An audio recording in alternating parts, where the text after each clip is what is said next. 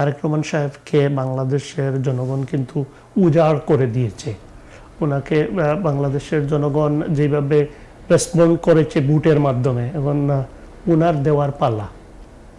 কারণ কারণ তারেক রহমান সাহেবের এখন দেওয়ার পালা বাংলাদেশের জনগণকে। বাংলাদেশের কারণ যখন আপনি কোনো কিছু চাইবেন আপনাকে কিন্তু কিছু দিতে হবে, তো বাংলাদেশের জনগণ আপনাকে ভোট দিছে, এখন ওনাদের রিটার্ন দেওয়ার পালা। এবং আমি মনে করি যদি ওনারা ভালোভাবে দেশ চালান এবং স্মার্ট প্রযুক্তি যেটা দেখলাম বা আউটসোর্সিং বা আরও কিছু দেখছি ওনাদের যে ম্যানিফেস্টোতে, নির্বাচনী ম্যানিফেস্টোতে আমার ওইটা অনেক ভালো লেগেছে। কারণ বেকার জনগোষ্ঠী, আমরা একটা জিনিস দেখুন যে 5.5 লাখের মতো সরকারি চাকরির এই মুহূর্তে খালি আছে পোস্টিং। ওনারা অতি সত্বর যোগ্যতার ভিত্তিতে, ওনারা বলছে, এটা আমার খুব ভালো লেগেছে যে যোগ্যতার ভিত্তিতে এটাকে ওনারা ফিল আপ করবেন।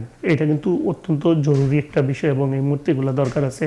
এবং ইয়াং এম্পাওয়ারমেন্ট এবং আরও জিনিসগুলো যেগুলো করবেন, এগুলো করলে বাংলাদেশটা এগিয়ে যাবে। তবে আমি আশা করব যে সৎ নেতৃত্বের মাধ্যমে। কারণ আমরা জানি আমরা তো মানুষের the end of the day আমাদের লোভ আছে, কিন্তু আমাদের ওই লোভটা যদি আমরা কন্ট্রোল করতে পারি তাহলে ভালো মানুষ, আর লোভটা যদি কন্ট্রোল না করতে পারি তাহলে কিন্তু আমরা অমানুষ।